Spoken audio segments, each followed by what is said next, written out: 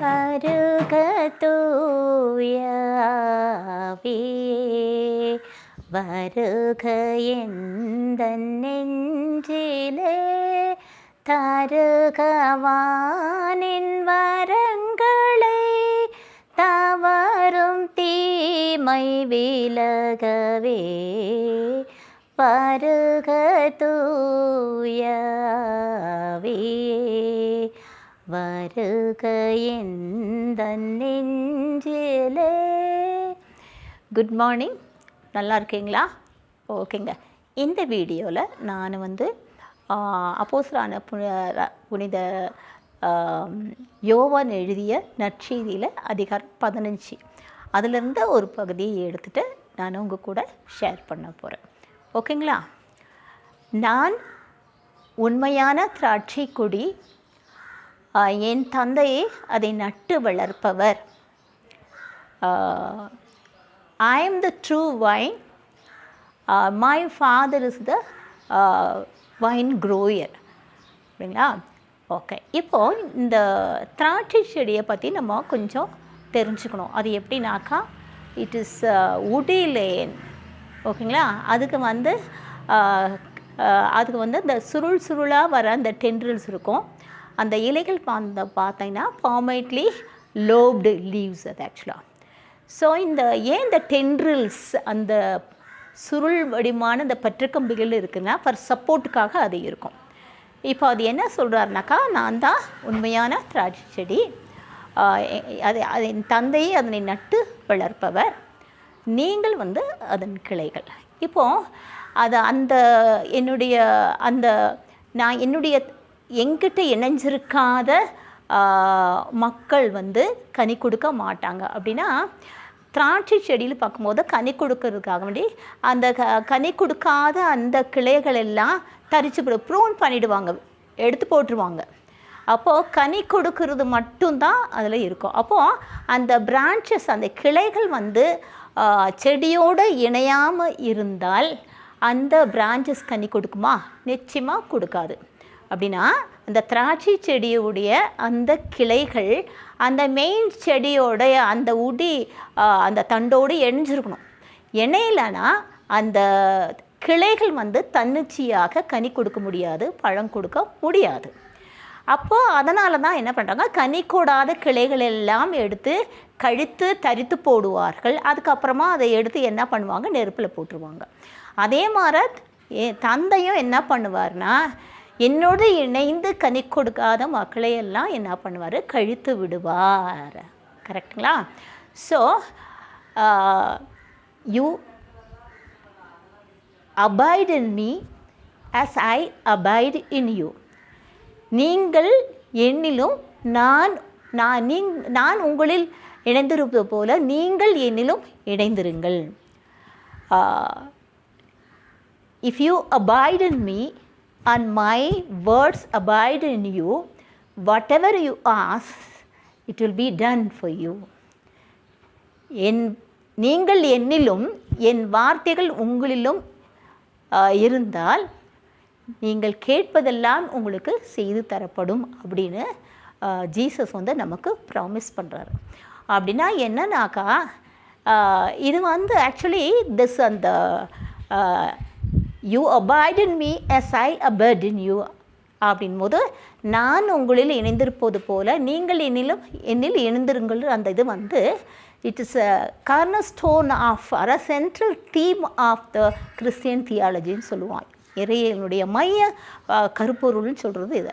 அப்படின்னா நம்ம நம்மளுடைய வாழ்க்கைக்காகவும் நம்மளுடைய ஸ்ட்ரென்த்துக்காகவும் நம்மளுடைய சந்தோஷத்துக்குமாகவும் நம்மளுடைய ஆன்மீக நிறைவிற்காகவும் நம்ம எப்போ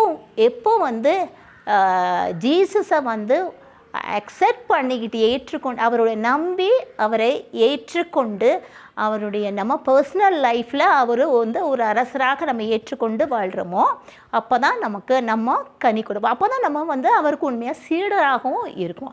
அதை தான் ஆண்டவர் விரும்புகிறாரு, ஜீசஸ் விரும்புகிறாரு. அப்படி நம்ம அவருக்கு உண்மையான சீடராக இருக்கும்போது அது தந்தையாம் கடவுளுக்கு மாற்றி கொடுக்குதுன்னு சொல்கிறாரு.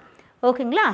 ஸோ இப்போ நம்ம எப்படி அவரோடு இணைந்திருப்பதுன்னு சொன்னாக்கா, இப்போ சொன்னேன்ல நான், அவரை ஏற்றுக்கொண்டு அவரை நம்ம சொந்த பர்சனல் வாழ்க்கையில் சொந்த ரட்சகராக, சொந்த மீட்பராக, அரசராக ஏற்றுக்கொண்டு அவரோடு இணைந்து ஒவ்வொரு நாளும் ஒவ்வொரு நிமிஷமும் வாழும்போது நம்ம வாழ்க்கையில் கனி கொடுப்போம், அவருக்கு உண்மையான சீடராக இருப்போம். ஓகேங்களா? இதுதான் ஆண்டவர் நம்மக்கிட்ட விரும்புவது. அதுதான் அவர் நம்மக்கிட்ட இருந்து விரும்புகிறாரு, கேட்குறாரு. ஓகேங்களா? Apart from me you cannot do anything சொல்கிறார். அப்படியும் சொல்கிறார். அழுத்தம் திருத்தமாக சொன்னால், apart from me you can do nothing. என்னை பிரிந்து உங்களால் ஒன்றும் செய்ய முடியாது. அப்படின்னா நல்ல காரியங்கள் எதையுமே நம்ம ஆண்டவரை விட்டு பிரிந்து நம்மளால் தன்னிச்சையாக செய்ய முடியாது. அப்படின்னா ஒரு திராட்சை செடியுடைய கிளைகள் எப்படி அந்த மைய செடியில் அந்த தண்டில் இணைஞ்சிருக்கோ அப்போ தான் அந்த கிளைகள் கனி கொடுக்கும். அந்த கிளைகள் தன்னிச்சையாக கனி கொடுக்கும். அப்போ நம்ம ஒவ்வொரு நிமிஷமும் ஒவ்வொரு நாளும் நம்ம ஆண்டவரோடு இணைந்து தான் நம்ம செயல்படணும். அப்போது நம்ம ஆண்டவர் நம்ம கூட இருக்கும்போது நம்ம செயல்பாடுகள் எல்லாமே அவருடைய விருப்பத்துக்கு ஏற்றதாக இருக்கும். ஓகேங்களா? இப்போ நான் ஒரு பாட்டு பாடிட்டு அதை என்னுடைய ஷேரிங்கை முடிச்சுக்கிறேன். இப்போ ஐ சிங் தட் ஹிந்தி சாங். ஓகேங்களா? நீங்கள் கேட்டுட்டு முடிச்சுட்டு எனக்கு ஒரு லைக் கொடுத்து சப்ஸ்கிரைப் பண்ணுங்க. ஓகே. हे खुदा मेरे दया का है तू सागर, हे खुदा मेरे दया का है तू सागर, तेरी करुणा सा मुझे माफ़ कर, तेरी करुणा सा मुझे माफ़ कर, मेरे पापों को धो के मुझे साफ कर, खुदा मेरे दया का है तू सागर, हे खुदा मेरे दया का है तो सागर, अपने अपराध को मैं जानता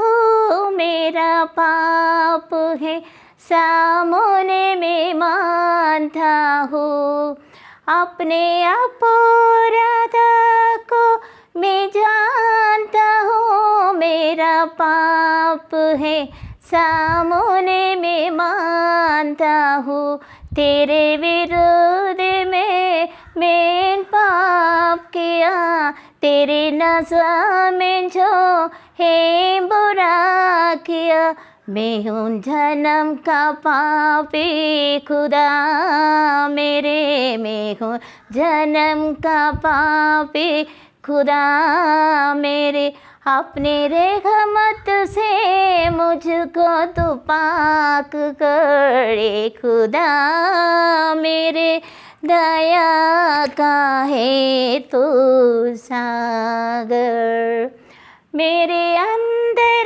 खुदा पाक दिल पैदा कर, मुझे तेरे निगाहों से दूर न कर, मेरे अंदर खुदा पाक दिल पैदा कर, मुझे तेरी निगाहों से दूर न कर, क्योंकि बनती नहीं तुझे कोई बलि, तुझे पसंद है तू ते दिल के बलि, खोल दे होठन को खुदा मेरे, खोल दिल होठन को हे खुदा मेरे, तेरी तारीफ करेंगे होठ मेरे, खुदा मेरे दया का है तो सागर, हे खुदा मेरे दया का है तो सागर, तेरी करुणा सा मुझे माफ़ कर, तेरी करुणा सा मुझे माफ़ कर, मेरे पापों को धो के मुझे साफ कर। ए खुदा मेरे दया का है तू सागर।